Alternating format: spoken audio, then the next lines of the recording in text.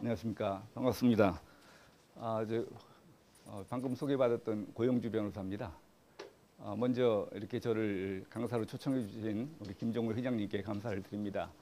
제가 알기로 우리 김종울 회장님은 한미파선스를 설립하셔서 10여 년 만에 세계적인 기업으로 키워내신 그런 탁월한 CEO실 뿐만 아니라 확고한 국가관과 투철한 애국심으로 또 그 여러 가지 사회 봉사 활동도 많이 하고 계신 그런 아주 훌륭한 분이신 걸로 알고 있습니다. 이런 훌륭한 김 회장님과 한미 파선스 임직원님들을 모시고 이런 자리에 서게 된 것을 대단히 영광스럽게 생각합니다. 오늘 제가 말씀드릴 주제는 좌경 세력의 실체라는 제목으로 말씀을 드리겠습니다. 근데 무슨 변호사가 와가지고 이념 얘기냐, 좌경 이념의 실체. 변호사가 와가지고 이념 얘기를 하는 거에 대해서 궁금하게 생각하실 분이 있을 것 같아가지고 제 소개를 조금만 좀 더 하도록 하겠습니다. 저는 1980년도 초에 우리나라 대학가에 처음으로 본격적으로 좌경 의식 학습이 시작될 때 저도 공안 검사를 같이 시작을 했습니다. 저희 세대는 다 아시다시피 이념 교육이라는 것을 받아본 적이 없습니다. 뭐 지금도 마찬가지입니다. 지금 세대들은 좌경 이념 교육은 받아도 제대로 된 이념 교육을 받아본 적이 없을 겁니다. 그래서 저는 운동권 학생들을 조사하려다 보니까 걔네들이 읽는 책들을 같이 읽고 걔네들을 앞선 노트도 같이 보고 그러면서 2년여를 열심히 했더니 근데 그 문제는 우리나라는 이렇게 공무원 조직이 전부 순환보직제로 되어 있습니다. 안기부도 경찰도 기무사도 검찰도 다 마찬가지입니다. 그래서 전문성이 쌓여갈 기회가 별로 없는데 어떻게 저는 공안 업무를 좀 잘한다 해가지고 공안에서 계속 이렇게 뽑혀가다 보니까 한 10여 년 계속 공안 업무를 할 수 있게 됐습니다. 이게 뭐 행인지 불행인지 모르지만 그러다 보니까 좌경 세력의 실체, 좌경 이념의 실체에 대해서 우리나라에서 저만큼 아는 사람이 없게 되어버렸습니다. 이게 뭐 제가 이게 건방진 말 같긴 하지만 근데 그러고선 제가 이제 97년도인가요? 김대중 정부가 들어서면서 검찰에서 제거 대상 10걸에 끼어서 공안 업무를 했다는 이유로 그래서 이제 다행히 하여튼 살아나긴 했는데 일체 공안 업무에서는 배제되고 그런 상태로 있다가 이제 2006년도에 제가 퇴직을 했습니다. 근데 퇴직을 하고 나서 제가 입을 다물고 있으면은 뭐 전교조 실체를 아는 사람도 없고 참교육이 뭔지 아는 사람도 없고 제가 입을 다물고 있으면 마음대로 자기 세력들이 우리 사회를 깽판치게 돼 있어가지고 입을 다물 수만 있을 수가 없어서 제가 지금도 좀 아까 소개받은 대로 친북 방과행위 진상규명위원회라든지 또 뭐 국가정상화 추진위원회라든지 그 밖에도 국민행동본부, 한미우협회, 무슨 방과교육 척결 국민연합, 바른교육 국민연합, 요건 천안함 전사자 추모 국민연대 이런 데서 이제 중요 역할을 하면서 지금 일을 하고 있습니다. 제가 공안검사 생활을 한 10여 년 이상 하면서 느낀 결론은 좌경 이념이라는 것은 결국 사회적 약자를 이용해서 정권을 획득하려는 사기극이다. 이건 제가 내린 결론입니다. 아무도 전 세계에 이런 결론을 내린 사람은 아무도 없습니다. 제가 이론과 실무를 한 10여 년 이렇게 같이 하다 보니까 제 나름대로 체득한 결론이 그렇습니다. 그러면은 지금 기업을 하시는 분들이 좌경 이념의 실체를 알아야 될 이유가 뭐가 있느냐? 그건 이를테면 우리나 앞으로 우리 후손들이 김정일이 독재 체제, 저런 비참한 체제의 지배를 받지 않게 하려면은 여러분들도 나라를 지키는 데 동참을 해야 되고 그러려면은 이 좌경 이념에 속아 넘어가지를 말아야 됩니다. 아까 좌경 이념이 정권을 그러니까 사회적 약자를 이용해서 정권을 획득하려는 건 사기극이라고 그랬는데 그 사기를 치는 방법이 여러 가지가 있습니다. 그 대표적인 방법이 이제 이론의 이중구조, 그 다음에 용어 혼란 전술, 그 다음에 이제 각종 이제 궤변이나 억지 이런 게 있고, 그 다음에 이제 반복 선전, 이런 방법들을 씁니다. 그런데 우리 사회에서 굉장히 이제 좀 많이 지식인이라고 하는 분들이 가끔 이제 굉장히 점잖은 척하고 이런 말들을 합니다. 이제 우리 국민 의식도 우리 국민 의식 수준이 상당히 높아졌기 때문에 공산주의 이념도 사상의 자유시장에 맡겨야 된다 이런 말들을 하고 그럽니다. 그러면 그 사람은 이를테면은 좌익 이념이 뭔지를 전혀 모르는 사람이든지 아니면은 그거는 공산주의자나 이게 북한의 첩자로 보시면 됩니다. 지금 우리나라에 보면은 아주 간단한 사기에 넘어가는 사람이 얼마나 많습니까? 주변을 보면 사기당하는 사람 많지 않습니까? 아주 간단한 사기에 넘어갑니다. 사기술에. 그런데 이 공산주의 이 좌익 이념이라는 거는 이 정권을 획득하기 위한 아주 정치적에 짜여진 사기극입니다. 여기에 이렇게 이념 문제에 대해서 확고한 신념이나 지식이 없으면은 속아 넘어가게 돼 있습니다.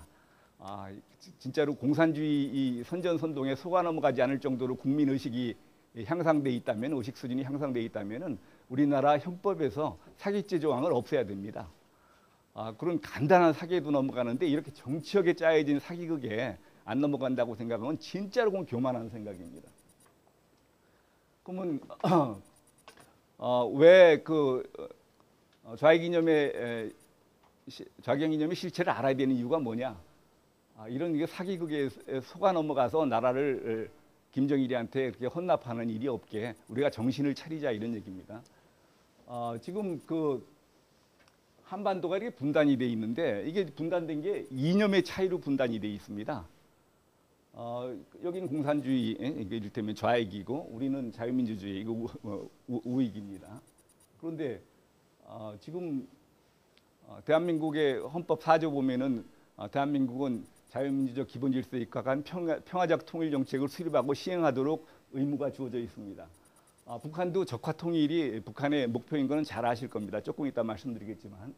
그래서 결국은 남북한은 통일이 되게 돼 있습니다. 문제는 적화 통일이 되느냐, 자유민주주의 통일이 되느냐 둘 중에 하나인데 그러면은 결국 북한과 우리 대한민국은 누가 먼저 망하느냐의 싸움이에요.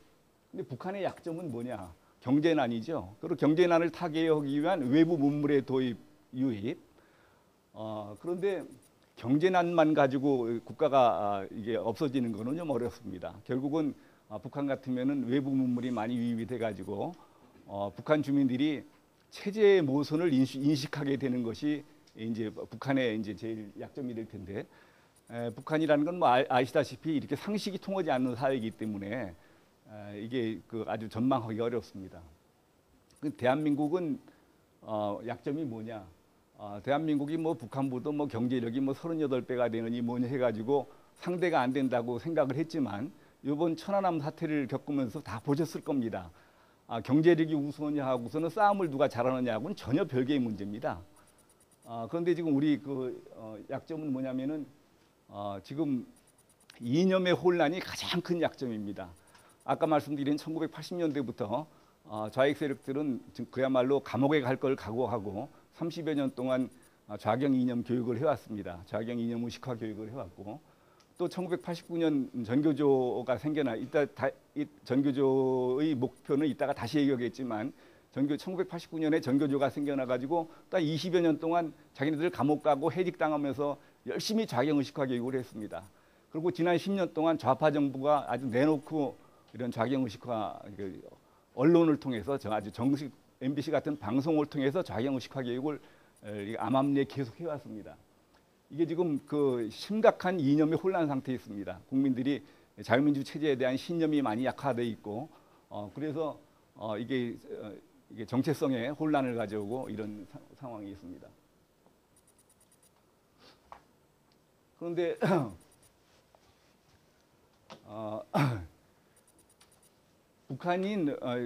북한은 뭐 잘 아시다시피 여러 가지가 다른데 그 자세한 얘기는 뭐 나중에 하기로 하고 우리나라는 헌법이 최상위 규범이지만 북한은 뭐 여러 번 들으셨을 겁니다. 이게 조선노동당 규약이 이게 헌법의 상위 규범입니다. 물론 이 위에는 김일성, 김정일 교시가 더 위입니다. 여러분들 이런 얘기하면은 제가 그냥 쓸데없는 반공 얘기한다고 그러죠. 북한 형법 교과서를 어렵게 구해봤더니 법조문 앞에 김일성 주석께서는 이렇게 교시하셨다 하고 그 다음에 법조문이 나오고 그 다음에 이렇게 해설이 나오고 이런 식으로 되어 있습니다. 기자들이 제 말을 안 믿길래 제가 북한 형법 교과서를 보여주니까 그 다음부터는 제 앞에 와서는 뭐 그런 반공 교육이니 그런 얘기를 안 합니다. 조선노동당 규약을 보면은 뭐라고 되어 있냐면은 조선노동당의 당면 목적은 공화국 국방부에서 사회주의의 완전한 승리를 이룩하며 그 다음에 중요한 건 그 다음입니다. 전국적 범위에서 민족 해방과 인민민주주의 혁명 과업을 완수하는 데 있으며 최종 목적은 온 사회의 주체 사상화와 공산주의 사회를 건설하는 데 있다. 이렇게 되어 있습니다. 풀어서 말씀드리면은 민족 해방 인민민주주의 혁명 전략으로 이건 그렇게 대한민국을 적화시켜서 대한민국을 적화시키는 방법이 민족 해방 인민민주주의 혁명론입니다. 그래서 주체 사상이 지배하는 공산주의 사회를 만들자. 이것이 지금 북한의 목표입니다. 그래서 지금부터는 북한이 지금 목표로 삼고 있는 북한이 내세우고 있는 이런 공산주의 사회라든지 또 주체 사상이라든지 민족 해방 인민민주주의 혁명 전략이라든지 이런 것들이 어떤 것인지 왜 이거를 사기라고 그러는지 그런 것들을 좀 말씀을 드리도록 하겠습니다. 여러분 공산주의라고 그러면은 어떻게 생각을 하시는지 모르겠습니다. 공산주의를 뭐 제대로 공부하신 분이 있는지 없는지 모르지만 공산주의 뭐 자본론을 읽어본다든지 이게 뭐 내용이 상당히 난해하게 돼 있습니다.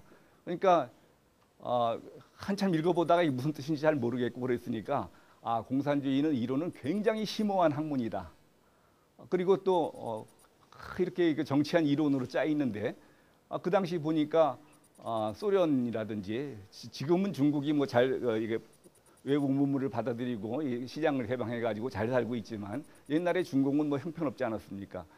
그리고 완전히 일인 지배 독재 체제고 소련이라든지 중공이라든지 북한이라든지 쿠바라든지 이게 지금 공산주의 국가치고 뭐 제대로 된 나라가 없지 않습니까? 그런데 왜 그 좋은 이론을 가지고 있는데 왜 저렇게 엉망인 나라가 돼 있느냐? 그러니까 거기 설명이 잘 안 되니까 공산주의는 이론은 좋은데 실천이 거기에 따르지 못하고 있는 것이다. 이런 식으로 사람들이 인식을 하게 됐습니다. 이게 그 공산주의에 대한 굉장히 큰 오해입니다. 기본적으로 여러분들 잘 아시겠지만 좋은 이론이라는 건 그렇게 복잡하지가 않습니다. 쉽게 우리가 이해가 되는 거죠. 이게 말이 안 되는 얘기를 끼워 맞추려니까 궤변으로 해서 이게 이론이 이게 복잡해지는 겁니다. 그러니까 공산주의 이론을 이해하기 어렵다고 그러면은 그거는 제대로 된 이론이 아니기 때문에 이해하기 어려운 것이지 심오한 학문이어서 그런 것이 아니고 또 이론이 좋은데 실천이 못 따를 수 있습니까? 여러분들 뭐 사회에서 다 일들 다 해보셨으니까 알겠지만서도 제대로 된 그 이론을 짜면은 그게 맞아야 경제학 이론도 맞아야 잘 된 이론이지 안 맞는 이론이 잘 된 이론이 아니지 않습니까? 결국은 왜 그런데 그런 오해가 생기게 됐느냐? 우선 공산주의 이론이 아까 말씀드린 이론의 이중 구조를 가지고 있습니다. 그런데 이 이론의 이중 구조가 이게 지금 여러분들이 이렇게 쉽게 저한테 얘기를 듣지만 전 세계에서 공산주의 이론의 이중 구조를 알았던 사람이 하나도 없었습니다. 우리나라에서 윤원구 교수라는 분이 진짜로 이를테면은 공산주의와의 사상전에서 도저히 우리가 당할 수 없었는데 1980년도 초에 명지대학교의 윤원구 교수라는 분이 공산주의 이론의 이중 구조를 밝혀냈습니다. 그래서 우리가 사상전에서 이런 좌익들하고 싸울 수 있게 됐어요. 이분은 원래 공산주의에 심취해서 공산주의 연구를 오래 하다가 회의를 느꼈어요. 아까 제가 말씀드린 대로 공산주의가 그렇게 이론이 좋다면은 왜 지금 현실에 있는 소련, 중공, 쿠바 뭐 전부 이렇게 공산주의 국가들은 못 살고 1인 지배 독재 체제고 이렇게 이런 비참한 현실을 갖게 됐느냐. 거기에 회의를 갖고서는 공산주의 이론을 한 30년 동안 연구를 했습니다. 그래서 나이가 한 55쯤 돼가지고 공산주의 이론이 이런 함정이 있다 이런 걸 알아내가지고 그때 이제 명지대학교 교수로 채용이 되시고 해서 활동을 하시다가 얼마 전에 돌아가셨습니다. 근데 여러분들이 일반 사회에서 인식하고 있는 공산주의에 대한 이론은 선전 이론만 듣습니다. 선전 이론. 공산주의는 이렇게 선전 이론과 실천 이론이 있는데 여러분이 들을 수 있는 것은 선전 이론만 듣습니다. 노동자 농민이 주인이 되는 사회다. 능력에 따라 일하고 필요에 따라 분배한다. 완전히 천국 같은 얘기만 듣는 거죠.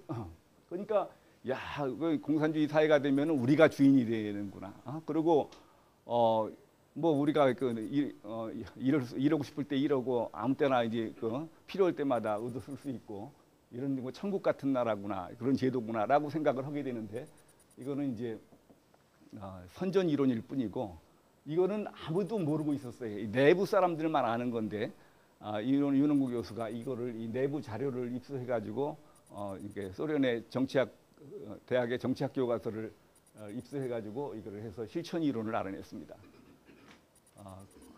실천 이론은 뭐냐면은 공산주의의 이론의 실천 이론은 첫째가 그러면 노동자 농민이 주인이라고 여기서 노동자 농민이 주인이 되는 사회라고 했는데 노동자 농민이 주인이 되느냐? 첫째가 뭐냐면은 권력은 나눠 가질 수 없다. 권력은 나눌 수 없다. 농민을 믿지 말라 이렇게 돼 있어요.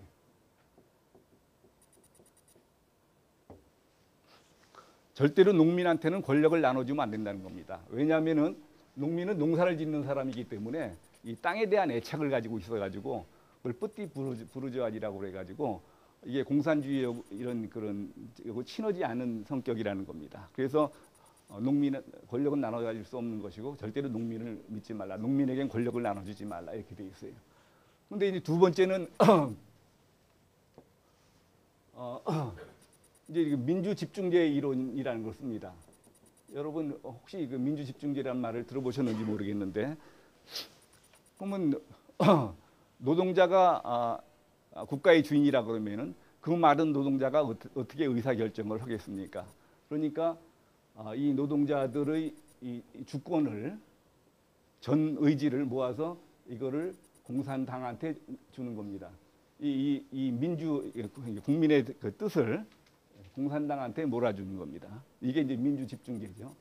그럼 공산당원만 해도 몇만 명이 있는데 이 사람들이 어떻게 의사결정을 제대로 할 수 있겠습니까? 이 공산당원들의 뜻을 이 정치국에 몰아주는 겁니다.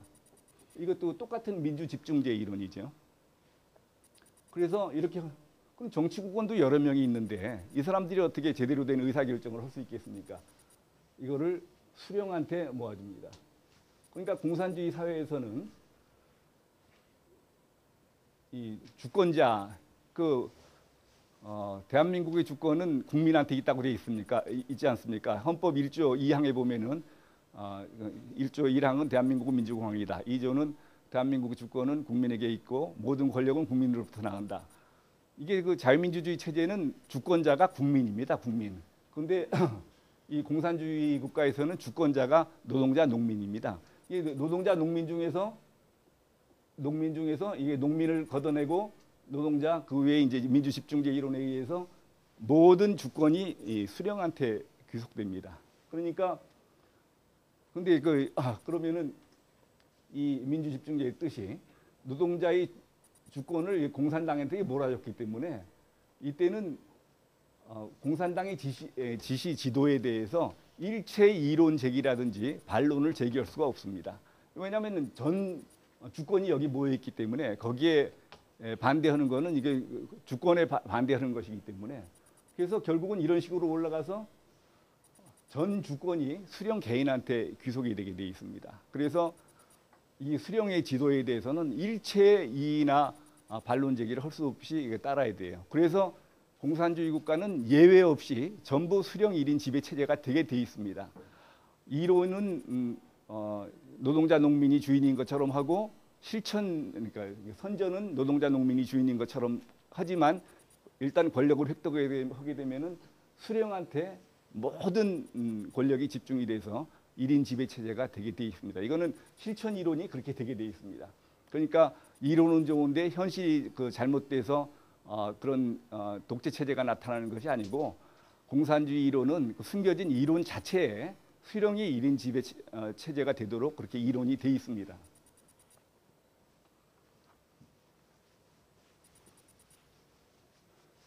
그런데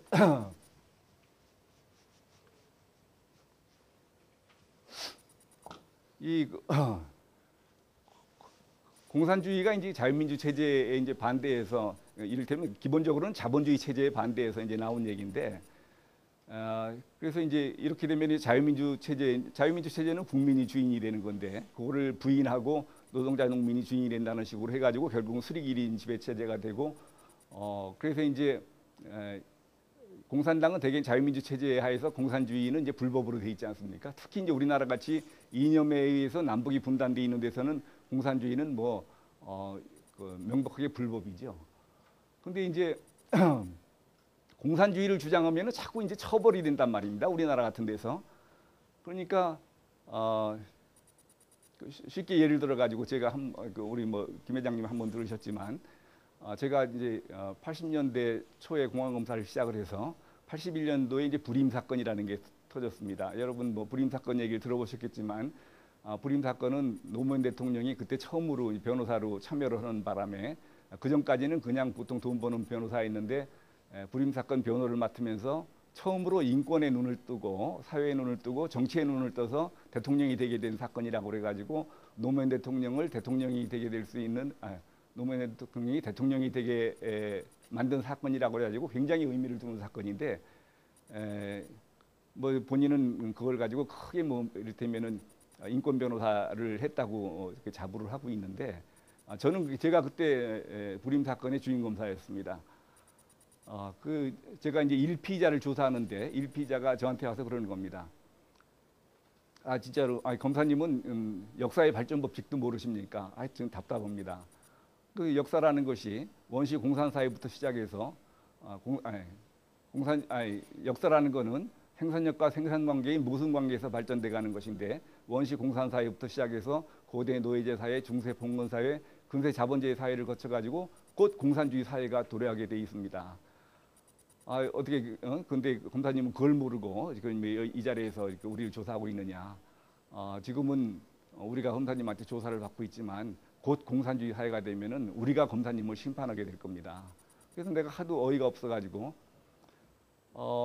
너희들 말대로 그렇게 역사라는 것이 생산력과 생산관계의 모순관계에서 그렇게 공식적으로 발전하는 것 같으면은 그럼 공산주의 다음 사회는 어떤 사회가 되겠냐? 공산주의 사회들 왜 모순이 없겠느냐? 그랬더니 이 친구가 정색을 하면서 하는 소리가 우리 가지고 말장난하지 마십시오. 아직 공산주의 사회도 완전히 도래한 것이 아닌데 그 다음 사회를 논하라는 거는 언어의 유의 아닙니까?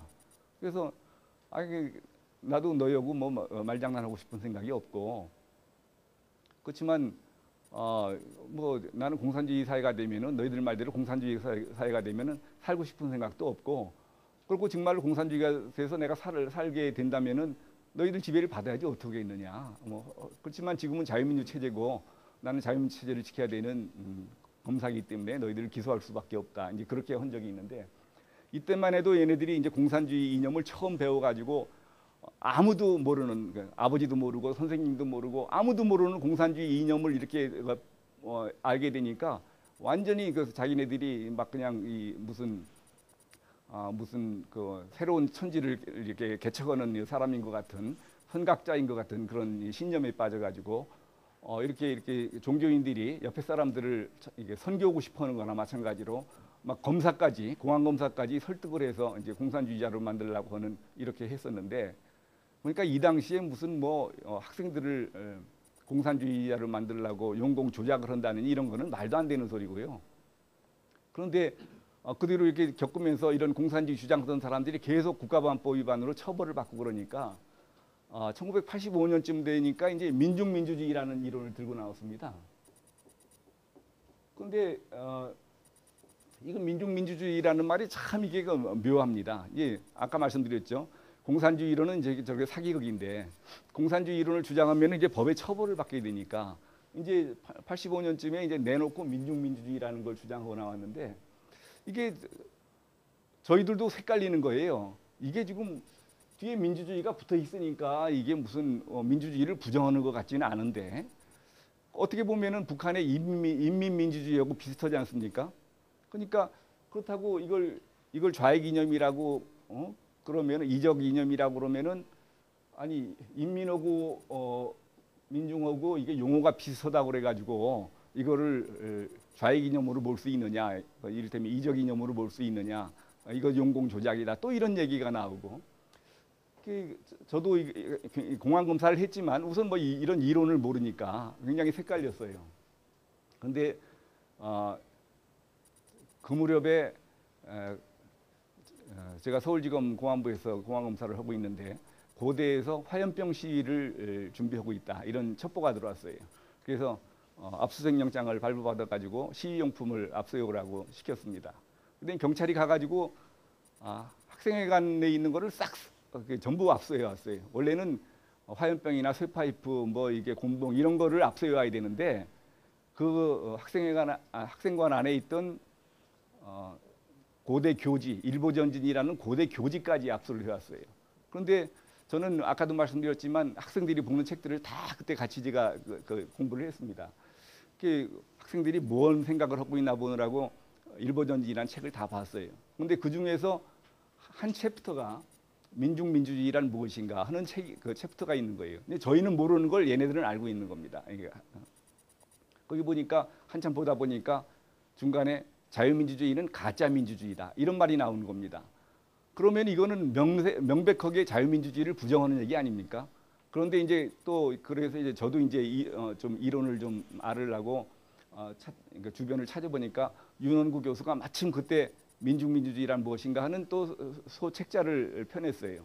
이제 그것도 공부를 하고 해가지고 제가 그걸 저자하고 학술부장 두 사람을 국가보안법상 이적 표현물 제작으로 구속을 하겠다고 이렇게 했습니다. 그런데 그 당시만 해도 도무지 검찰이 국가보안법 위반을 인지한다는 것, 인지를 찾아내서 하는 거예요. 대개 이제 경찰에서 국가보안법 위반을 인지하면 검찰에서 조사해서 법원에 기소하는 일이나 하지 검찰이 직접 국가보안법 위반을 인지하는 것은 상상할 수가 없던 때입니다. 그리고 더군다나 학생을 국가보안법 위반으로 인지 구속을 하겠다고 그러니까 놀래가지고 대검 공안부장님이 직접 저를 이제 공안부 말단 검사인 저를 직접 대검으로 불러가지고 저한테 묻는 거예요. 아니 민중이 주인이 되는 나라를 만들겠다는데 뭐가 잘못이냐? 이제 제가 이제 그다음에 좀 설명을 했습니다. 이게 지금 그런 게 아닙니다. 이거는 그러니까 민중민주주의를 설명을 하면 우선 인민민주주의를 먼저 설명을 드리겠습니다. 북한은 자기네들이 인민민주주의라고 합니다. 인민민주주의는 이거는 공산주의 사회로 가는 이제 과도기적인 단계입니다. 과도기적인 단계. 인민민주주의 사회를 거쳐서 완전한 공산주의 사회로 가는 거죠. 이 차이가 뭐냐? 공산주의는 노동자, 농민이 주인이라는 겁니다.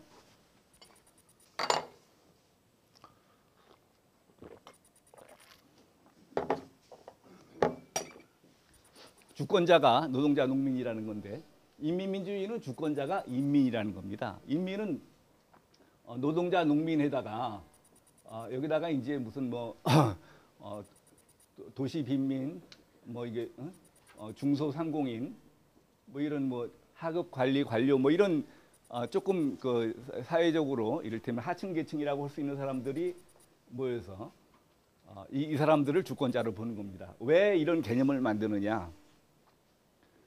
이거를 통일전선 전술이라고 합니다. 혹시 들어보셨는지 모르겠습니다.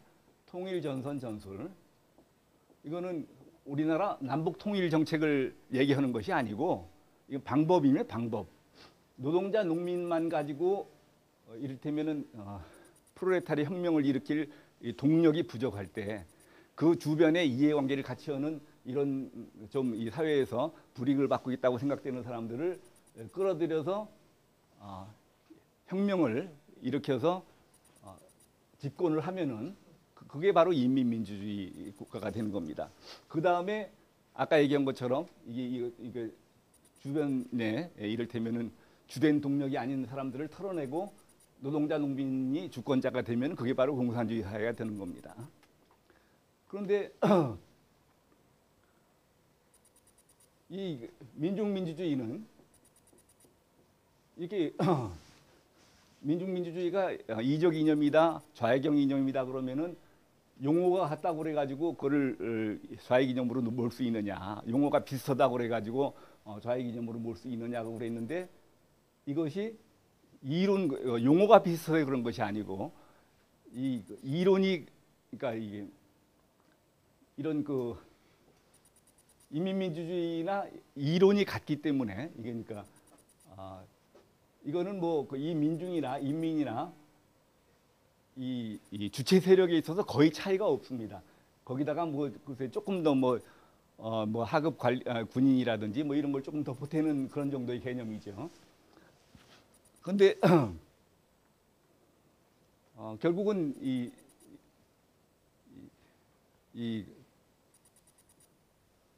공산주의는 이게 아까 용어 혼란 전술을 쓴다고 그랬지 않습니까?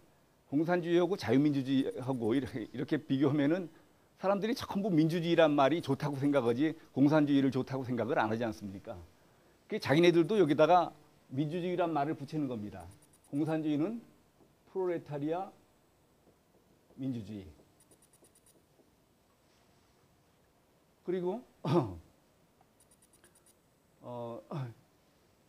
자유민주주의는 가짜 민주주의고 지네들이 진짜 민주주의라고 그럽니다. 자유민주주의는 왜 가짜 민주주의라고 얘네들이 비방을 하냐 그러면은 자유민주주의는 국민이 주인이라고 그러는데 아까 말씀드린 것처럼 대한민국의 주권은 국민에게 있고 모든 권력은 국민으로부터 나온다. 국민이 주권자라고 그러는데 그럼 주인이고 지배자라고 그러는데 아니 전 국민이 지배자인 나라가 아니 그런 체제가 어디 있을 수 있느냐. 여기도 마찬가지로 회장님이 있으면 그 밑에 그 부하 직원도 있고 사원도 있고 그런 것이지 어떻게 전 국민이 주인이 되느냐. 이거는 자유민주주의는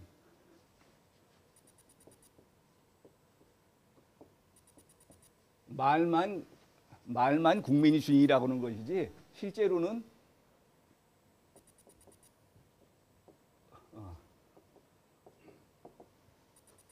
소수의 부르주아가 다수인 프롤레타리아를 상대로 독재를 하는 그런 부르주아를 위한 부르주아 민주주의고 이건 부르주아가 소수의 다수인 노동자 농민들에게 독재를 하는 부르주아 독재다. 이 사람들은 이렇게 지금 그 사용 방법에 따라 가지고 민주주의나 독재라는 말을 같이 씁니다. 우리나라에서는 독재라고 그러면 굉장히 비방하는 말로 알죠. 북한에서는 프롤레타리아 독재는 프롤레타리아 민주주의고 완벽한 사회인 공산주의고 프롤레타리아 독재라는 말이 나쁜 뜻이 아니에요. 그래서 북한에서는 법을 뭐라고 그러냐, 형법을 뭐라고 그러냐면은 프롤레타리아 독재를 실현하는 무기라고 그럽니다. 그러니까 이 프롤레타리아가 그러니까 아까 그래서 요거는 사실상 부르주아가 다수인 민중을 상대로 노동자 농민을 프롤레타리아를 상대로 독재를 하는 이런 체제이기 때문에 가짜 민주주의다. 어차피 누가 누군가를 지배해야 된다 그러면은 이렇게 소수인 부르주아가 자본가 계급이 다수인 프롤레타리아를 상대로 독재를 하는 것보다는 다수인 프롤레타리아가 소수인 자본가를 상대로 독재를 하는 것이 이게 진짜 민주주의다. 차라리 진짜 민주주의다. 이런 용어 혼란 전술에다가 이런 그 개념을 붙여가지고 그러면 지금 그래서 이게 지금 그런 의미에서 이를테면은 민주주의를 국민이 주인이 되는 체제라고 보지를 않고 어차피 누가 누군가를 지배한다 그러면은 소수가 다수를 지배하는 것보다는 다수가 소수를 지배하는 것이, 다수가 소수를 상대로 독재하는 것이 진짜 민주주의다라는 개념으로 볼 때 이거는 프롤레타리아가 주인이 된다는 것이 이제 공산주의인데, 요거는 프롤레타리아의 범위를 조금 넓혔을 뿐이지 인민이 주인이 된다는 점에서 저것과, 그러니까 전 국민이 주인이 된다는 것과는 상반되는 개념이에요. 누가 누군가를 지배해야 된다는 뜻에서. 민중민주주의도 마찬가지입니다. 어차피 그러니까 아까 말씀드린 것처럼 전 국민이 주인이 된다는 건 있을 수가 없는 일이기 때문에 다수인 민중이 소수인 부르주아 계급을 상대로 독재를 하는 것이 민중민주주의, 민중독재, 이것이 진짜 민주주의다. 뭐 이런 차원에서 물론 이것이 공산주의 사회로 가는 과도기적인 체제이긴 하지만 이게 프롤레타리아 독재, 결국 공산주의 이론의 변종이다. 이거는 전형적인 프롤레타리아 독재 이론이고, 이거는 프롤레타리아 독재 이론의 변종이다. 공산주의 이론의 변종인 거죠. 민중민주주의, 인민민주주의 전부. 그러니까 전부 이게 자유민주주의와는 어디서 이게 확실하게 이게 대립되느냐? 이거는 자유민주주의는 전 국민이 주인이다. 모든 권력이, 아니 그러니까 대한민국의 주권이 국민한테 있다라고 생각하는 것이고, 이쪽은 주권이 국민 중에 일부 계층에 있다라고 생각하는 게 차이입니다. 그래서 이런 것들은 전부 전 국민이 주인이라고 그러는 자유민주주의를 부정하는 개념들이죠. 이걸 쭉 설명드리고 한 3시간 정도에 걸쳐 가지고 토론을 해 가지고, 근데 우리 그 당시 대검 공안부장인 그 후에 장관을 지내신 최상엽 장관님이라고, 그야말로 공안에 평생을 바치신 분인데, 전통적인 공산주의 이론이라든지 뭐 난파 간첩이라든지 이런 거에는 정통하신데, 이런 변형된 공산주의 이론에 대해서는 접할 기회가 없으셨던 거예요. 그래서 제 설명을 듣고 납득이 들 듯 말 듯 해가지고, 그래도 굉장히 부담이 되는 일이기 때문에 그럼 네가 한번 알아서 해봐라 해서 제가 2명을 구속 기소해서 그 뒤로 대법원에서 민중민주주의 이념이 이적 이념이다라고 유죄 판결이 확정돼서 그 다음부터 민중민주주의 이념이 우리나라에서 이적 이념으로 확정이 된 겁니다. 그런데 그 뒤로 제가 보니까 민중민주주의 이념 자체가 1985년도에 처음 나온 얘기가 아니에요. 1974년도에 민청학년 사건, 여러분 다 아실 겁니다. 민청학년 사건에도 이미 민중민주주의 주장이 나왔습니다. 근데 뭐 1985년까지도 민중민주주의가 뭔지 몰랐는데 1974년도에는 당연히 몰랐죠. 그래서 이것이 이적단체로 규정이 안 된 겁니다. 사실은 그 당시에 민중민주주의가 뭔지 알았으면은 그 당시에 민청학년은 이적단체가 됐을 텐데, 그게 이제 아니고 지금 지나왔으니까 지금은 그냥 단순히 민주화 운동을 한 것으로 지금 기록이 되고 있습니다. 지금 이왕 이제 지금 이런 거에서 전교조까지 같이 설명을 좀 드리도록 하겠습니다. 전교조가 1989년도에 참교육이라는 거를 들고 나왔습니다. 근데 이게 지금 좌익 이론이 거의 다 이게 비슷하기 때문에, 유사하기 때문에 이게 사기치는 방법이 다 유사합니다. 아까 지금 아까 설명은 드렸지만 혹시나 몰라가지고 다시 한번 제가 좀 마무리를 좀 짓고 가야 되겠습니다. 아까 자유민주주의는 실제로는 소수인 부르주아가 다수인 프롤레타리아에서 독재를 하는 체제이기 때문에 가짜 민주주의다. 어차피 누가 누군가를 지배해야 된다 그러면은 다수인 프롤레타리아가 소수인 자본가를 지배하는 상대를 독재로 하는 것이 진짜 민주주의다. 이런 얘기를 하게 되면은 이 얘기만 들으면은 하여튼 다 넘어가게 돼 있습니다. 자기가 자본가 계급이 아니라고 생각하는 사람은 다 넘어가게 돼 있어요. 그런데 그래서 아까 그 실천 이론을 설명을 드린 겁니다. 그런데 그렇게 속여가지고 실제로 공산주의 사회가 되면 어떻게 되느냐? 그거는 비참한 결과가 기다리고 있는 거죠. 그야말로 로봇에 불과합니다. 자기 의사 발표도 못하고 수령이 시키는 대로 해야 되는 그런, 거기까지 갖고 선전 이론입니다. 이를테면은 어차피 누가 누군가를 지배해야 된다 그러면은 다수인 민중, 인민, 프롤레타리아가 소수인 자본가 계급에 대해서 독재를 하는 것이 진짜 민주주의다 하는 것이 이게 이래 선전 이론인 것이죠. 실천 이론으로 가면은 아까 말씀드린 것처럼 민주집중제라는 황당한 이론을 적용해가지고 수령 1인한테 절대적인 권력을 주는 그런 체제가 되는 것이죠. 그래서 이게 그게 선전 이론에 속아 넘어가지 않도록 여러분 조심해 주시기 바랍니다. 지금 이 참교육이라는 게 뭐냐? 이게 처음에 우리나라 사람들은 학부모들이 전부 교육에 관심이 많습니다. 그런데 그 당시만 해도 89년도에 참교육을 들고 나올 때만 해도 전부 이게 지금 뭐 촌지 받는 선생님들 또 애들 학원 입시 교육에 고생하는 거 뭐 이런 거에 전부 학부모들이 우리나라 교육의 부조리를 느끼고 있다가 젊은 선생들이 참교육이라는 걸 들고 나오니까 이 참교육에다 대고 이 학부모들 스스로 여기다가 뜻을 부여한 겁니다. 저기 참교육이라고 그러면은 우리 그러니까 여태까지 선생님들한테 갖다 바치는 촌지도 안 갖다 바쳐도 되고 또 애들 이렇게 입시 위주로 공부하는 거를 입시 위주 교육이 아닌 인성 교육을 하자는 뜻인가 보다. 자기네들은 그런 말을 한 적이 없어요. 그래서 학부모들이 그렇게 갖다 붙인 겁니다. 그런데 이 용어에 속은 거죠, 용어에. 이 참교육이라는 게 어디서 나온 거냐? 이거는 우리나라 선생님들이 만들어낸 얘기가 아닙니다. 이게 일본 교원 노조의 진교육을 그대로 베껴서 우리나라 말로 바꿔서 진로 소주 먹을 때 참진지 아닙니까? 그걸 그대로 바꿔가지고 이게 참교육이라고 이게 용어를 바꾸는 거지 우리나라 선생님들이 만들어낸 것도 아니고 일본의 교원 노조라고 그러면은 일본 사회당 계열의 교원 단체인데 일본 교육 황폐화의 주범으로 지탄을 받고 있습니다. 일본 사회당은 일본 공산당보다 더 좌쪽인 그런 정당입니다. 이 참교육의 그 개념이 뭐냐? 실제의 개념이. 근데 아까 말씀드린 것처럼 그 무슨 뭐 촌지 안 받는 교육이라든지 무슨 입시 위주의 교육이 아닌 인성 교육이라든지 이런 것들은 어떻게 보면은 이제 그 선전 이론. 자기네들이 직접 나서서 뭐 이렇게 설명을 안 했어도 은근히 이제 그런 뜻을 비치고 학부모들이 그렇게 얘기하면은 뭐 거부를 하지 않고 받아들이고 그래서 참교육을 마치 그런 식으로 몰아갔는데 그거는 선전 이론이죠.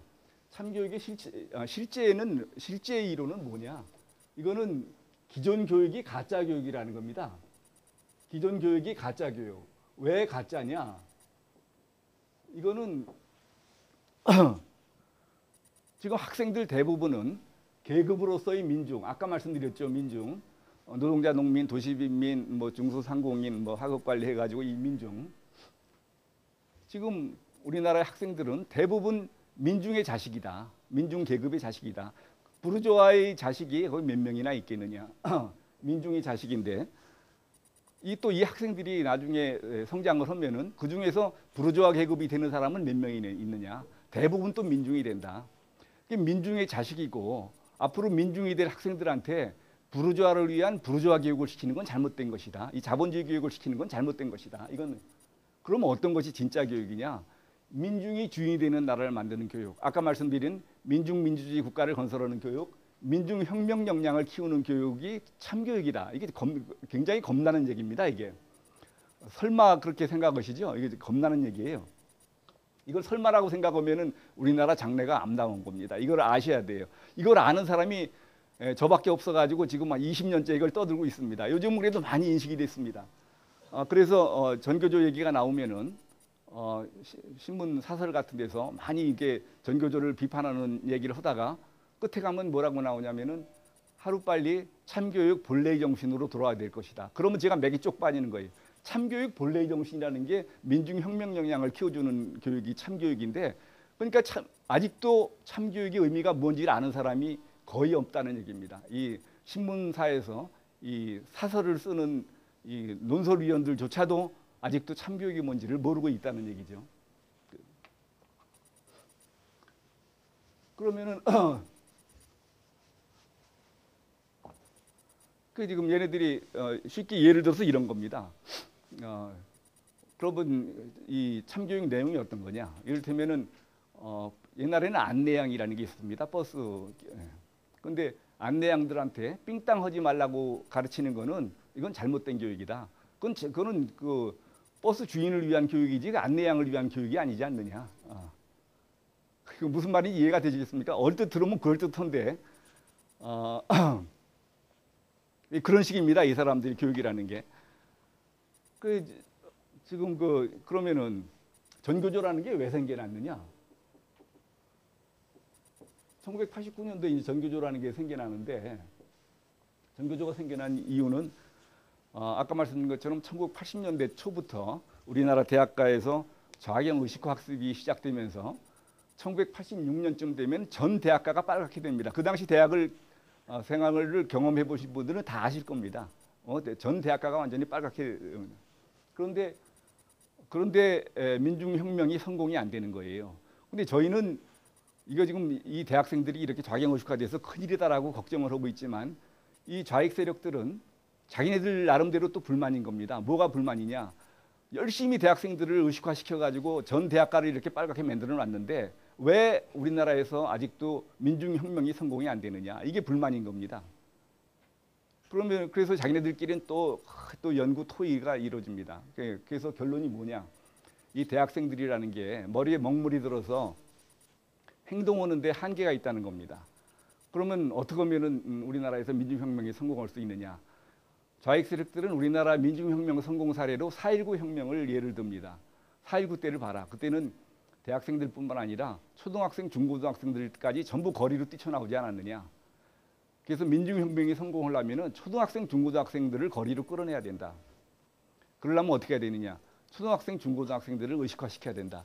그래서 전교조가 결성된 겁니다. 이게. 그렇죠. 초등학교, 중고등학교 학생들을 좌경 의식화시켜서 얘네들이 거리의 혁명투사로 끌어내기 위해서 이걸 하는 겁니다. 그런데 그래서 지금 전교조가 가르칠 때 교육에서 제일 역점을 두는 게 뭔지 아십니까? 이건 주한미군 철수입니다.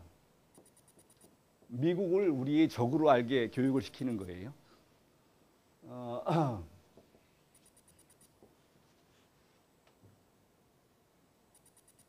지금 이 교육을 받은 사람들이 하여튼 무슨 지난번에 소고기 파동이라든지 미국과 관련만 되면은 무슨 효순이 미선이 사건이라든지 미국과 관련만 되면은 전부 쌍심지를 들고 이게 반대고 나는 겁니다. FTA라든지 지금 유럽하고 FTA 할 때 누가 떠든 사람이 있습니까? 아무도 떠든 사람이 없습니다. 미국과만 관련되면은 하여튼 지금 제가 2003년도에 사법시험 3차 시험위원을 했었습니다. 3차 시험위원이라는 건 잘 아시다시피 1, 2차 시험에 합격한 사람을 상대로 이제 구두 면접을 보는 건데 그건 1000명 중에서 한두 명 정도 부적격자를 골라내는 거니까 거의 그냥 형식적으로 치러진다고 보시면 됩니다. 근데 원래는 이제 저는 그러니까 제가 담당한 사람이 이제 위원이 3명이서 이제 10명을 담당을 하는데 저는 원래는 이제 형사 문제를 검사니까 형사 문제를 질문하기로 이렇게 지정을 받았습니다. 근데 연세대학교 그 당시 이제 나중에 학장을 지내시는 박상기 교수가 저하고 한조였는데 이분이 원래는 국가관을 묻기로 돼 있었는데 자꾸 이분이 이제 형사 문제를 묻는 거예요. 그러면 아주 교수님이 그러면 형사 문제를 물으십시오. 제가 그럼 국가관을 묻겠습니다. 그래서 이제 제가 이제 국가관을 묻는다는 게 시험 치는 게 아니지 않습니까? 제대로 이게 대한민국 공무원이 될 만한 그런 건전한 생각을 가지고 있느냐 이걸 물어보는 건데 제일 처음에 제가 물어본 것이 대한민국의 정통성에 대해서 어떻게 생각하느냐 물어봤어요. 그러니까 지금 한반도에서 국가의 정통성을 대한민국이 있느냐 북한에 있느냐 이 얘기입니다. 그런데 이게 첫 번째 학생이 이대를 졸업하고 2년 만에 합격해서 공부밖에 모르겠는 사람이 운동권 학생 같으면 제가 말을 안 합니다. 근데 글쎄요, 대한민국이 유엔 감시하에 선거를 치러서 수립이 됐으니까 외형적으로는 대한민국의 정통성이 있다고 봐야 되겠죠. 그렇지만 건국 세력의 친일성이라든지 이런 거 보면은 어느 쪽에 정통성이 있는지 좀 생각을 해봐야 되겠습니다. 이렇게 나오는 거예요. 이게 지금 시험관을 골지르라고 하는 것도 아니고 이게 국가 시험 아닙니까? 근데 얘네들은 선생님한테 그렇게 배워가지고 그게 정답인 줄 아는 거예요. 그래서 내가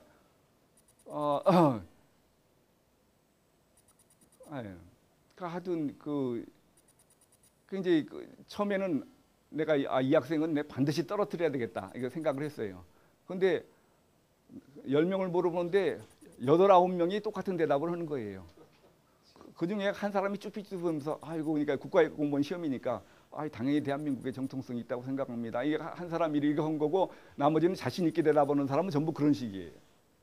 그래서 근데 이제 아까 그 학생한테 그래서 제가 하도 어이가 없어가지고 결국 지금 이 80년대부터 좌경의식 학습이 첫 단계가 대한민국의 정통성이 없다는 겁니다. 그게 이제 아까 우리 회장님이 친일 인명사전 말씀을 하셨는데 이 친일 인명사전이라는 게 친일파는 나쁘죠. 친일파를 뭐 배제하겠다는 거에 대해서 반대할 사람이 어디 있습니까?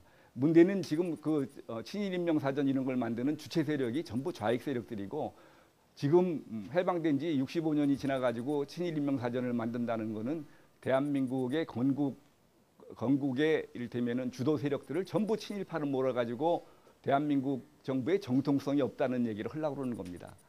그런데 그 얘기를 해보면은 상당히 배웠다는 사람들도 그까짓 거 좀 정통성 문제는 좀 양보하면 어떠냐. 북한은 그렇게 아웅다웅 할 거 뭐 있느냐.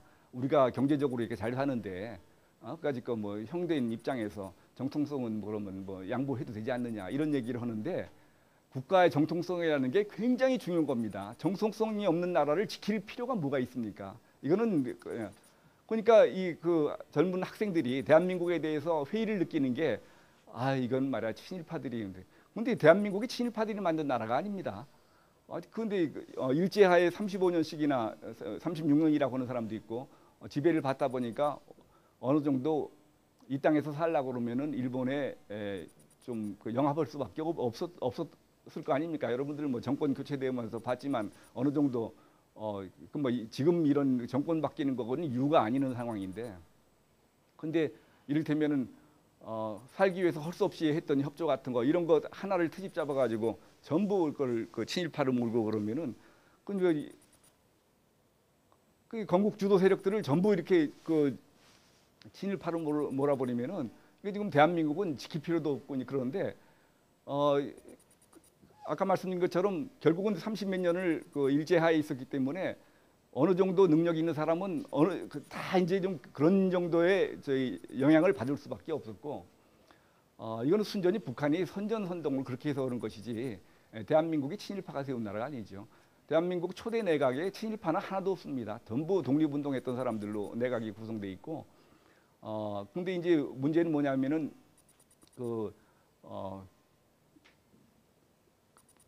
대한민국 건국 과정에서 북한에서 뭐 4.3 사태라든지 대구 폭동이라든지 여순 반란 사건이라든지 이런 식으로 계속 대한민국 정부 수립을 방해하려는 게 있었기 때문에 이 사람들을 제거하려니까 할 수 없이 군인 경찰을 써야 되지 않습니까? 근데 군인 경찰이 능력이 있는 사람이 없잖아요. 아는 사람이 없잖아요. 그러니까 할 수 없이 일제 때 군인 경찰을 했던 사람들을 동원해서 공산주의 세력을 제압한 건데 그걸 가지고 지금 이제 침소봉대해 가지고 얘기를 하는 거죠. 그럼 북한에는 친일파들이 관여 안 했느냐? 아니 김일성이 동생 김영주 자체가 그거는 그 헌병 보조 노릇을 한 사람입니다. 그러니까 그런 건 우리가 이거 알리질 않아서 그런 거죠. 북한이 6.25 전쟁 일으킬 때 동란 일으킬 때 공군 조종사들이 전부 일본에서 교육받았던 조종사들입니다. 그러니까 그런 것들을 지금 우리는 저쪽을 비방할 생각을 안 하고 저쪽에서는 우리를 맘 놓고 비방하고 선전선동해서 아까 반복 얘기했지 않습니까? 60여 년을 반복을 해놓으니까 아예 우리 학생들은 대한민국은 친일파들이 세운 나라 이런 식 막 그런 그 자학적인 생각을 가지고 있게 된 겁니다. 그래서 지금 전교조 그래서 하여튼 제일 첫 번째 이제 그 역점을 두고 있는 것이 주한미군 철수고 그런데 이제 전교조 활동을 한 지도 벌써 이제 20년이 지났지 않습니까? 그런데 아까 말씀드린 것처럼 내가 주한미군 얘기를 조금만 좀 더 하겠습니다. 어떤 이 전교조 선생님들의 이게 가르친 결과 어떤 결과가 있는지를 말씀드리겠습니다. 그 지금 아까 그 학생한테 하도 어이가 없어가지고 그럼 주한미군 철수 주장에 대해서는 어떻게 생각하느냐? 그때 한참 뭐 그 효선이 미선이 주한미군 철수 막 난리가 날 때예요. 그랬더니 아니 당연히 나가야죠. 그러는 거예요. 그때 깜짝 놀래가지고 왜 당연히 나가야 되느냐? 아니 지네들 못 때려줬으니까 당연히 나가야죠. 그래서 이게 지금 그러면은 주한미군이 철수하면 북한이 남침한다는 생각은 안 해봤냐? 그랬더니 아니 그 미군이 철수한다고 북한이 왜 남침을 합니까? 남북이 사이좋게 지내야죠. 그리고 아니 그래서 우리나라가 일제 지배하에 있다가 2차 대전 발발이 돼서 미소양군이 우리나라의 진주에서 우리나라가 해방이 됐고 그다음에 주권국가에서 외국군이 주둔하는 것은 이게 이를테면은 보기가 좋지 않으니까 미군 나가라고 그래가지고 미군이 철수하니까 그때 북한이 남침을 해서 미군이 우리나라를 도와주려고 다시 들어온 거 아니냐 이렇게 물어봤더니 제 얼굴을 한참 쳐다보더니 글쎄요 그런 얘기는 처음 듣는데요. 그러니까 전 교과정을 거쳐서 미국이 우리나라한테 도움이 됐던 얘기, 미국이 우리나라를 지금 어떤 도움이 되고 있는 얘기, 이런 얘기는 일체 학교에서 배워본 적이 없는 겁니다. 그러니까 이게 전교조 이게 무서운 겁니다. 이건 아까 이제 나중에 또 말씀드리게 되는 북한의 대남 적화 혁명 전략인 민족해방 인민주의 혁명의 첫 단계가 주한미군 철수입니다. 이게 굉장히 중요한 거죠. 그런데 이렇게 해서 한 20년 가르쳐 가지고 학생들이 이제 초등학생, 중고등학생들까지 부지불식간에 미국은 우리의 주적이라든지 이런 식으로 생각을 하게 돼서 이게 좌경의식화가 완성이 됐는데 아직도 민중혁명이 성공이 안 되는 겁니다. 여기에 대해서 우리는 학생들 이렇게 가르치는 거에 대해서 굉장히 걱정을 하지만 자기네들은 자기네들대로 왜 기껏 가르쳐놨는데 아직도 혁명이 성공이 안 되느냐 하고서는 또 반성을 하는 겁니다. 그 결과가 뭐냐? 왜 아직도 전 학원가가 좌경의식화되고 그때 그동안에 배출한 선배들은 얼마나 있으며 그런데 왜 아직도 민중혁명이 성공 안 되느냐? 그 이유를 이렇게 분석을 했습니다. 이 우리나라에서는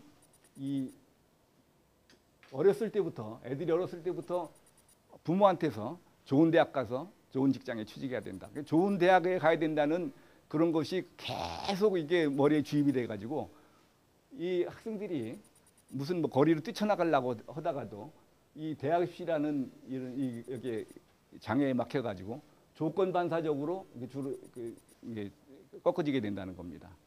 그래서 조건 반사 아시죠? 딱 대학 입시 생각만 하면은 자기 수그러들. 그래서 그러면 어떻게 해야 우리나라 혁명에 성공할 수 있느냐? 이 대학 입시들을 철폐해서 애들을 이 대학 입시라는 지옥에서 벗어나게 해야 된다. 물론 교육학을 한 사람들 중에서도 대학 입시 폐지, 대학 평준화 이런 주장이 있을 수 있죠. 그런데 기본적으로 우리나라에서 대학 입시 폐지, 대학 평준화는 이런 민중혁명 성취에 성공에 장애가 되기 때문에 지금 주장을 하고 있는 겁니다. 그런데 지금 국민들이 이해를 못하는 부분이 있습니다. 이 전교조 선생님들이 교원 평가 무슨 학생들 무슨 수학 능력 평가 또 네이슨가 나이슨가 하는 그런 이런 정보 수집하는 거 이런 것들에 대해서 죽기를 한사코 반대를 합니다. 그까짓 딴 평가 안 받는 사회가 어디 있습니까? 여기 사원님들도 다 지금 임직원님들도 평가 받지 않습니까? 그런데 왜 그렇게 그걸 기를 쓰고 죽기를 한사코 안 받겠다고 그러느냐? 그 비난을 무릅쓰면서 이게 지금 전교조가 지금 한 7만 가까이 되는데 그 전에는 9만쯤 되다가 지금 줄어들었는데 이게 지금 핵심 코어는 1,000명 내지 2,000명입니다. 이 7만이라는 사람들은 이 전교조가 뭔지도 모르고 그냥 이게 무능한 사람이 이렇게 조직의 보호를 받으려고 그런 것. 또 이게 전교조가 처음에 생각했던 것처럼 좋은 뜻인 줄 알고 이게 찬성을 해서 가담하고 이렇게 해서 한 것이지 실제 핵심 코어들은 1,000명이나 2,000명 정도밖에 안 돼요. 근데 지난번에 작년인가 재작년인가 전교조 대변인이 전교조 전체의 대변인이죠. 상당히 지위에 있는 사람인데 우리가 교원평가 제도를 받는데 한번 적극 고려를 해보겠다 이런 얘기를 했어요. 그래서 야 저거 도른 놈 아닌가 제가 그렇게 생각을 했어요. 근데 아닌 게 아니라 그 다음날 바로 잘리더라고요. 전교조는 교원평가 받으면 전교조는 끝나는 거예요. 교원평가라는 게 뭡니까? 이거 학생을 얼마나 잘 가르쳤느냐 가지고 평가할 거 아닙니까? 학생한테 민중혁명 역량을 얼마나 높였느냐로 평가를 하겠습니까? 그러니까 이게 어느 대학에 얼마나 보냈는지 학생들 학습 능력이 얼마나 향상됐는지 이렇게 평가를 할 텐데 그러면은 전교조 설립 목적이 없어져 버리는 거예요. 전교조는 학생들한테 민주혁명 역량을 키워주는 게 그러니까 학생들 데리고 빨치산 유적지 순례하면서 이 사람들이 참 애국의 모습이다 그러고 그 교실에서는 태극기 없애고서는 민중의례를 그리고 님을 향한 향진곡을 애국가 대신 부르고 뭐 이런 식으로 하는데 거기다 대고 이게 지금 교권 평가를 한다 그러면은 전교조 망하는 얘기나 마찬가지죠. 이건 받아들일 수가 없어요. 바로 그 다음 날 잘리더라고요. 그러니까 역시 그렇구나 지금 이 대변인이 핵심 코어가 아닌 거죠. 그러니까 뭣도 모르고 가입한 사람 인물 괜찮고 언변이 좋으니까 그냥 앞으로 내세운 거지 이건 핵심 코어가 아니었던 겁니다.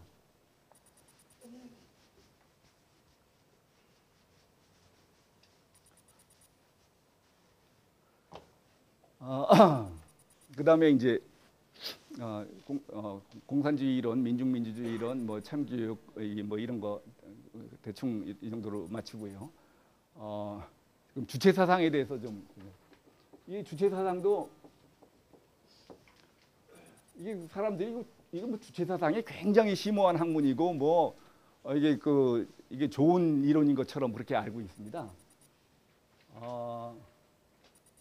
근데 이게 지금 쟤네들 하는 것처럼 처음은 다 그럴듯합니다. 이 사람들이 밖으로 내세우는 이론은 뭐냐? 사람은 자연의 주인이요, 사회의 주인이요, 자기 운명의 주인이다. 그래서 결국 사람은 우주 만물의 주인이기 때문에 이 세상에서 가장 고귀한 존재다. 거기에 틀린 말이 있습니까? 하나도 없죠. 왜 이거는 우리 마음에 이렇게 탁 들어맞습니까? 이건 전통적 민족 사상인 인내천 사상의 표현입니다. 그러니까 이거 되게 당연하게 맞는 얘기예요. 그런데 이게 무슨 뭐 천하의 진리나 되는 것처럼 그냥 하는데 그 문제는 어디 있느냐? 그 다음 단계에 있는 거죠. 이제 시작은 그렇게 거창하게 선전이론은 그럴듯하게 만들어 놓고 두 번째 가에서는 뭐라 그러냐면은 가장 중요한 문제인 인간은 무엇 때문에 존재하고 사람은 왜 사는가라는 문제에 대해서 뭐라고 대답을 하냐면은 인간은 혁명을 위해서 존재하고 혁명을 위해서 산다라는 억지 결론을 내는 거예요. 그거는 앞에 1단계 얘기는 전부 우리가 공감할 수 있는 얘기인데 그 사람들은 요 다음 단계 얘기는 한 번도 들어본 적이 없습니다. 요 단계까지만 들어보는 게 선전이론만 듣는 거죠. 그 다음에 3단계 가서는 뭐라고 그러냐면은 만물의 주인인 인간이 그 주인된 삶을 얻기 위한 혁명이 성공하기 위해서는 신격화된 무리의 존재인 수령의 지도하에서만 가능하다. 그래가지고 혁명뿐만 아니라 개인적인 삶까지도 완전히 수령에 종속되게 수령을 위한 삶을 살도록 그렇게 지금 해놓은 겁니다. 그게 주체 사상입니다. 그건 이게 공산주의에다가 더한 이게 그 수령 그 1인 지배 독재 체제가 되게 하는 제도죠. 그다음에 이제 이게 주체 사상이 지배하는 그런 공산주의 사회를 건설하겠다는 것이고 우리나라를. 그런데 공산주의 사회도 사기고 주체 사상이라는 것도 사기고. 그런데 그 우리나라를 적화하겠다는 민족해방 인민민주주의 혁명 전략이라는 게 어떤 건가 보겠습니다.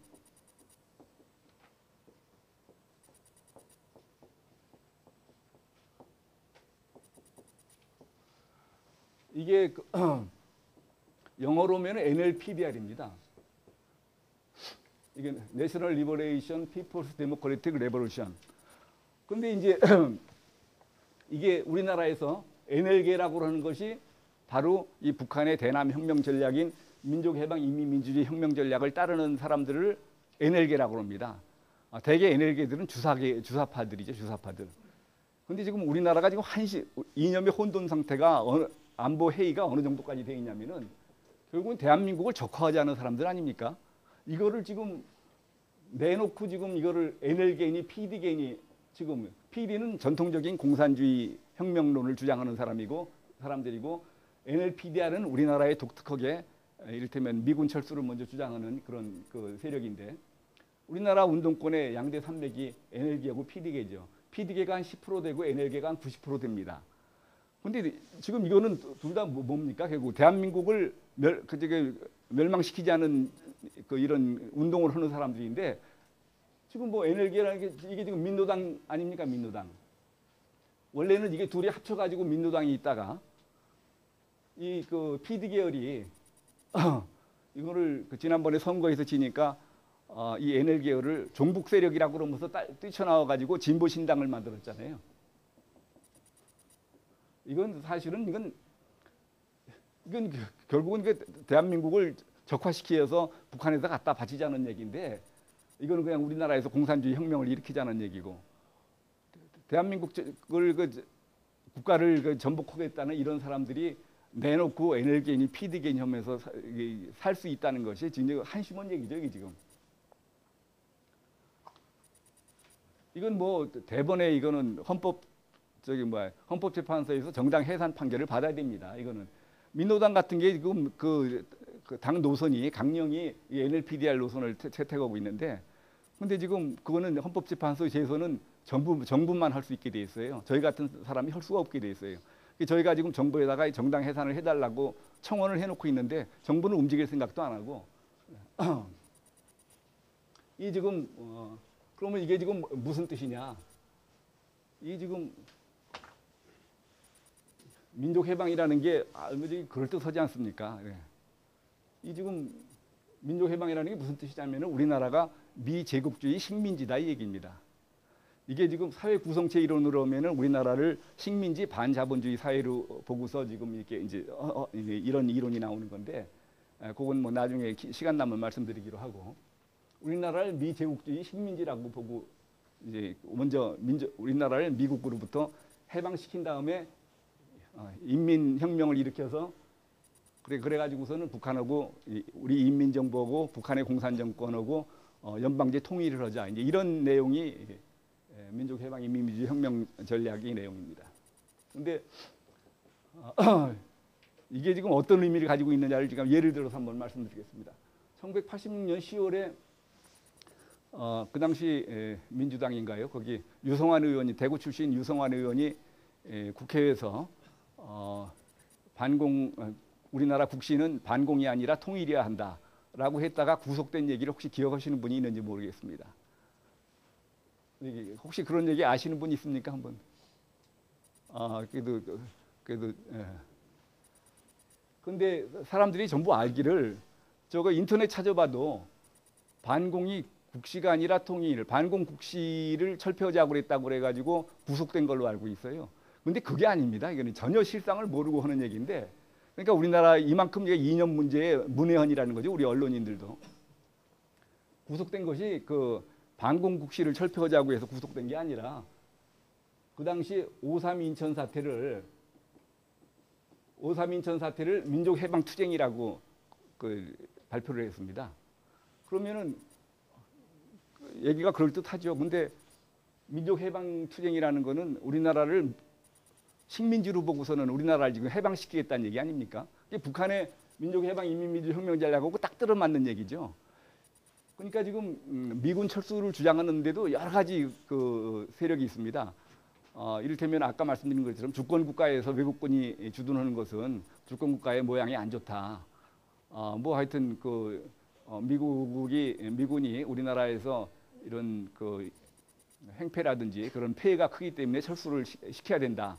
뭐 이런 감정적인 대응도 있을 수 있고, 그런데 국가보안법에서 미군 철수 주장하는 거를 미군 철수 주장이 국가보안법 위반이 되는 거는 전제가 대한민국을 미제국주의 식민지로 보고서 미군 철수 주장을 하는 거, 민족해방투쟁으로서 미군 철수 주장하는 것만 국가보안법 위반이 됩니다. 그 외 미군 철수 주장은 국가보안법 위반은 처벌을 안 해요.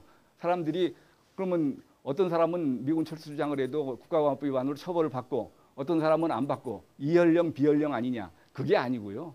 우리나라가 미제국주의 식민지라고 보는 그런 북한과 같은 시각에서 보고 미군 철수를 주장할 때 그게 국가보안법 위반이 됩니다. 5.3 인천 사태는 이거 지금 뭐 그 인천지방에서 그 당시 이제 노동자들이 뭐 일으킨 폭력 사태인데 그거를 민족해방투쟁이라고 이렇게 그 국회의원이 자료를 발표를 했어요. 그래서 이제 이거를 이적 발언으로 해가지고 구속을 해가지고 제가 제일 처음에 이제 구치소에 가서 조사를 하러 갔습니다.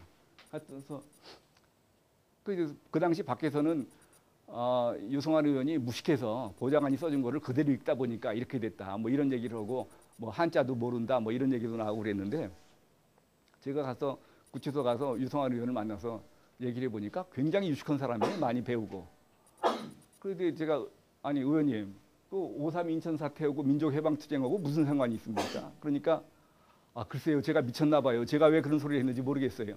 근데 이 양반은 지금 뭐가 잘못된 걸 모르는 거죠. 이 보좌관이 운동권 출신 보좌관이 이걸 써준 건데 이 양반이 뭐 한자도 잘 알고 이런 일반 상식이나 이런 거로는 유식한 사람인데 이런 딱 이념 문제에 들어가면은 이게 전혀 지식이 없는 겁니다. 그러니까 무슨 뭐 그 독립투사 같기도 하고 민족해방투쟁이라고 그러니까 이 보좌관이 써준 거 그대로 읽었다가 나중에 보니까 이게 북한 주장을 그대로 지금 주장한 게 되니까 지금 아까 말씀드린 것처럼 민족해방 인민민주주의 혁명 전략의 기본은 대한민국을 미제국주의 식민지로 보고 주한미군 철수를 주장하는 겁니다. 그래서 아까 지금 PD 계열은 바로 우리나라 노동자 농민 이런 민중들이 일어나서 정부를 대한민국 정부를 타도하고 공산 정권을 세워야 된다는 이런 계열인 거 반면에 NL 계열은 우리나라는 미제국주의 식민지이기 때문에 미군을 먼저 철수시키지 않으면은 우리나라에서 민중혁명이라는 게 일어날 수가 없다. 그러니까 주한미군을 먼저 철수시키고 2단계로 여기서 인민혁명, 민족해방, 민중민주주의 혁명은 민중혁명. 뭐 똑같은 얘기입니다. 민중혁명이나 인민혁명을 일으켜서 인민정부, 민중정부를 수립해서 민중정부를 수립해서 그래서 3단계에 가서 북한하고 연방제의 통일을 한다. 그래서 우리나라 이를테면 좌익 세력, 이적 세력의 특징이 주한미군 철수 여기에서 민중혁명을 일으키려고 그러면은 가장 장애가 되는 것이 국가보안법입니다. 그래서 주한미군 철수, 국가보안법 폐지, 연방제 통일 이걸 주장하면은 이거는 북한의 북한을 지지하는 세력이구나 이렇게 인식하시면 됩니다. 시간이 다 된 것 같은데 좀 질문을 좀 받았으면 좋겠는데 어떻습니까? 그냥 계속 얘기를 할까요? 질문 받는 게 나을까요? 그래도 뭔가 좀 이해를 되려면 좀 질문을 받아서 궁금해하시는 부분에 대해 설명을 드리면 좋겠는데.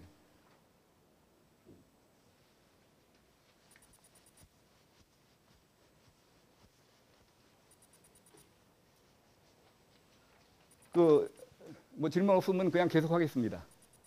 어떻습니까? 질문하실 분 없으세요? 아까 말씀하신 이제 민주당 정당 예산을 국가에서만 할 수 있다고. 정부 예. 정부에서만 할 수 있다는데. 예. 안 하는 이유가 뭡니까? 우선 뭐 정부의 이런 이념 문제를 아는 사람이 거의 없다고 보시면 됩니다. 우리가 남북 협상 과정에서 번번이 실패하는 이유가 우리나라에는 전문가가 없어요. 아까 말씀드렸지 않습니까? 우리나라는 순환보직제이기 때문에 여기 뭐 한 1년 있다가 가면 뭐 아무것도 모르고 그냥 그 다음 자리로 가고 그 다음에 오는 사람도 또 아무것도 모르고 왔다가 그냥 가고 형식적인 것만 알다 가는 거죠. 북한은 이 대남 공작 담당하는 사람은 몇십 년을 계속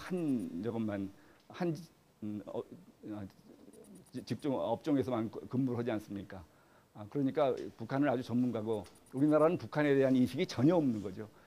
번번이 실패하는 이유가 북한은 우리나라하고 같은 민족이고 또 같은 한글을 쓰고 그러니까 우리하고 사고방식도 같지 않겠느냐 이렇게 오해를 하는 겁니다. 그런데 이 체제가 바꾸면은 생각하는 방식이 전혀 달라집니다. 아까 민주주의를 제가 말씀드렸지 않습니까? 민주주의는 우리나라에서는 민주주의는 그 말 뜻대로 국민이 주인이다 생각하는데 저쪽에서는 그거는 국민주의라는 건 말도 안 된다. 그건 가짜 민주주의다. 이거는 노동자 농민이 주인이 되는 것이 그 진짜 민주주의다. 이게 생각하는 방식이 전혀 달라져요. 여러분들은 당연하게 생각하는 혹시 그 죄형 법정주의라는 거 들어보셨는지 모르겠습니다. 죄형 법정주의라는 거는 법률이 없으면은 범죄도 없고 형벌도 없는 거지. 그러니까 어떤 행위가 처벌한다고 법에 규정이 돼 있어야 처벌하는 거지. 처벌 규정도 없는데 너 나쁜 짓 했으니까 징역 몇 년 이런 거는 안 된다는 겁니다. 이게 지금 국가 형벌권의 남용을 방지해서 국민의 권리와 자유를 확보하는 그런 기본적인 원칙이죠.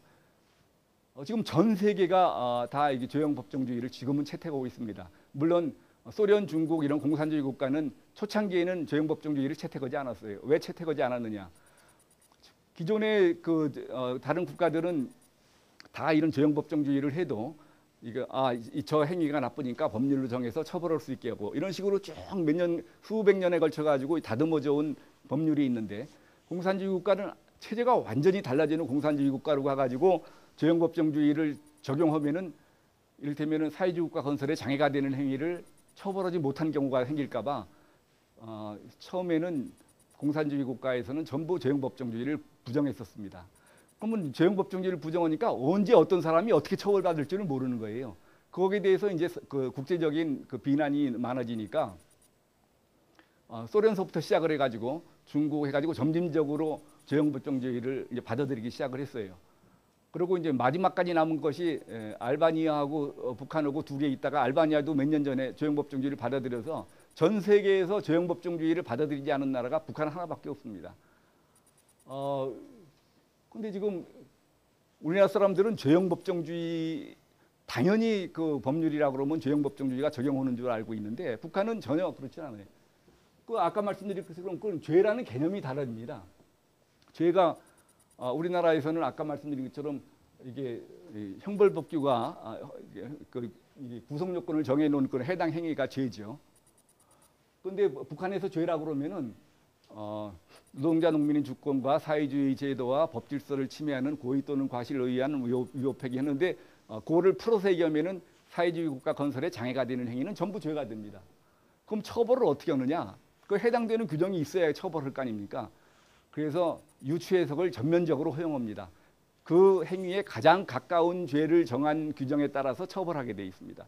우리나라에서는 형법상의 유추해석은 절대 금지죠. 그 지금 국가보안법에 대해서 오해하고 있는 게 그런 겁니다. 그 북한에서는 항상 우리나라가 왜 이 국가보안법을 유지를 하느냐 이걸 비난을 합니다. 북한에는 국가보안법 같은 특별법이 없어요. 이거 안보특별법이 북한에는 없습니다. 형법 안에 다 규정이 돼 있어요.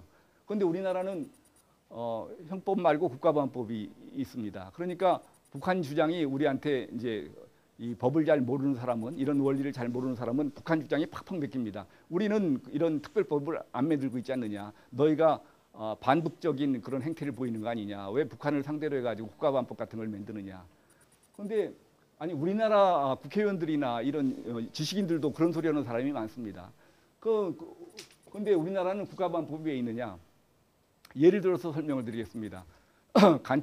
간첩죄라는 게 있습니다. 형법에 간첩죄가 있는데 적국을 위하여 간첩한 자는 사형 또는 무기징역에 처한다. 그런데 문제는 뭐가 있습니까? 이거는 적국을 위하여 간첩을 해야 됩니다. 그런데 우리 헌법을 보세요. 저기 대한민국의 영토 3조. 대한민국의 영토는 한반도와 그 부속도서로 한다. 북한까지 전부 우리 영토고, 그럼 북한은 우리의 북한은 나라가 아닙니다. 저거는. 그리고 우선 국가여야지 적국이 있는 거 아닙니까? 북한은 나라가 아닌데 적국이 될 수가 없죠. 그래서 국가보안법에 이 반국가단체라는 개념을 만든 겁니다. 북한은 지금 정부를 참칭하고 또 국가 변란을 목표로 하는 그런 단체이기 때문에 이거는 반국가 단체다.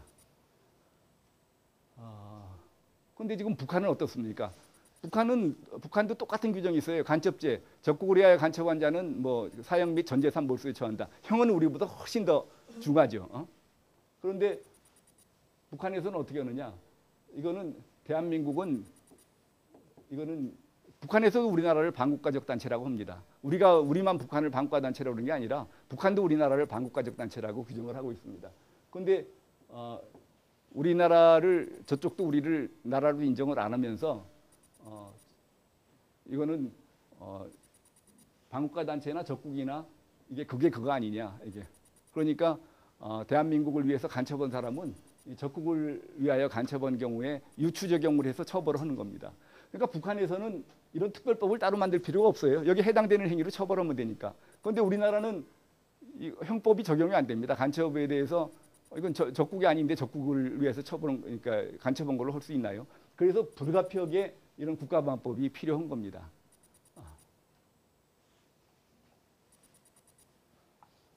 혹시 무슨 또 다른 질문 없으십니까?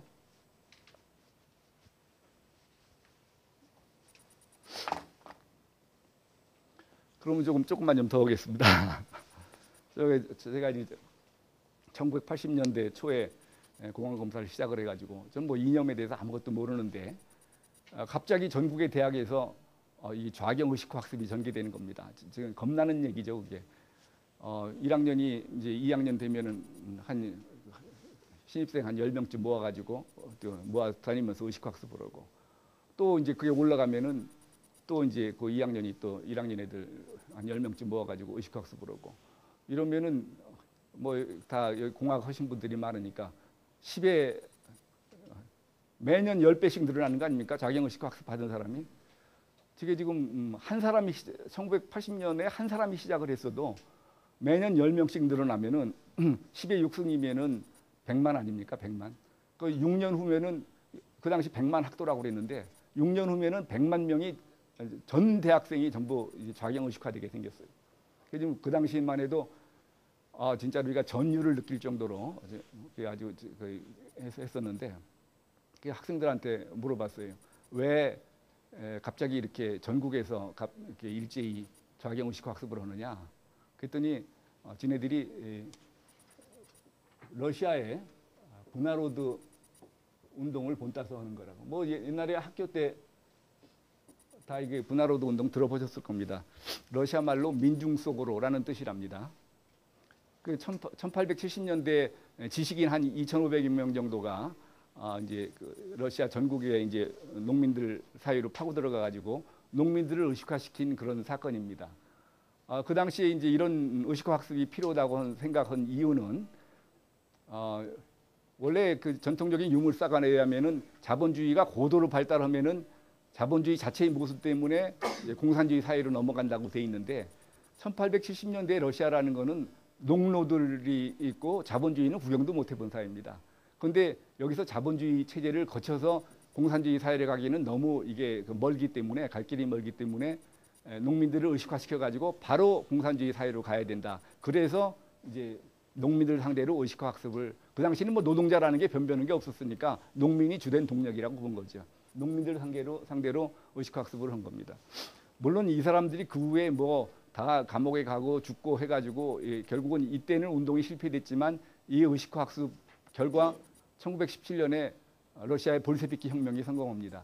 40여 년 만에 러시아가 체제가 바뀌게 되는 거죠. 그런데 우리나라는 이미 이제 자본주의 사회가 성숙해 있는데 이게 학생들이 이런 식으로 의식화 학습을 실시하면은 이게 진짜로 40년 못 가서 우리나라가 체제가 전복되는 거 아니냐. 막 굉장히 이제 전율을 느끼고 그랬는데 제가 그 뒤로 공안 검사를 하면서 이제 사실은 비밀 자료죠. 북한에서 이제 입수한 북한의 대남 혁명 전략 지침서가 있습니다. 주체 사상에 기초한 남조선 혁명과 조국 통일 이론. 그러니까 제가 아는 거는 북한 책을 직접 봤기 때문에 아는 거예요. 걔네들 교과서를 봤으니까 제가 아는 거죠. 거기 보니까 벌써 그 전에 1970년대 이전부터 김정일이가 남조선 인민들을 의식화시켜라. 여기 교시가 있었습니다. 거기에. 그러니까 이 사람들이 말은 북한이 지령을 받았다고 말을 안 하고 마치 러시아의 분화로드 운동을 본따서 우리나라의 좌경 의식화 학습을 시작한 것처럼 말을 하지만 실제로는 북한의 지령을 받아서 시작을 한 겁니다. 이게 이제 국내 좌익 세력들이. 또 뭐 다른 질문 없으십니까? 최근에 그 육사 이제 생도들 면접을 하는데 그래서 뭐 면접을 할때 네. 우리의 주적이 누구냐 네. 그 같은 또 주한미군이라고 또한 예, 미국이 주적이라고 한 것이 예. 그걸 깜짝 놀랐는데 예. 그리고 이제 그 정도까지 그 얘기 돼 있는데 네. 지금 이제 이렇게 이제 그것이 아마 이제 과거 정권이 이렇게 그런 것들이 아마 좀 공조하지 않는 생각이 드는데 지금 이제 천안함 사건이 일어났는데 이거를 좋은 모멘텀을 생각해서 봤는데 천안함은 어떻게 해석을 하고 어떻게 대처해야 되는 것인지 그다음에 우리 기성세대들이 거기에 대해서 어떻게 인식을 하고 네. 거기에 대해서는 그걸 좀 이렇게 자세히 좀 설명 굉장히 좋은 기회인 것 같거든요. 예, 진짜 좋으신 말씀입니다. 저희도 북한이 그동안에 여러 번 도발을 했습니다. 뭐 1.1 사태니 칼기 폭파니 아웅산 테러니 뭐 여러 가지 했는데 사실은 그때마다 우리가 이를테면 대응을 하고 뭐 이를테면은 국민 안보 의식을 개선시키고 뭐 이래 가지고 결국은 북한이 도발을 할 때마다 사실은 지네들이 자기네 무덤을 판 꼴이 됐습니다. 그래서 그런 도발을 해 가지고 지네들이 득을 본 게 별로 없습니다. 칼기 폭파해 가지고 테러 국가로 저게 지명돼 가지고 국제사회에서부터 많은 적을 받았고 뭐 그런 식으로 했는데 이번도 장기적으로 보면은 북한이 자충수가 될 거라고 보고 있습니다. 그래서 그 대신에 이거를 가만 내버려둬 가지고는 그렇게 될 수가 없고 그래서 저희 이제 우리 애국 단체들이 천안함 전사자 추모 국민연대라는 거를 만들어 가지고 이거를 이를테면은 국민 안보 의식을 고취시키는 것까지 되게 하려고 그래서 아마 5월 7일쯤 오지 않을까 하여튼 대규모 규탄 대회를 가지려고 합니다. 제가 아직 장소는 결정이 안 됐는데 그런 걸 하고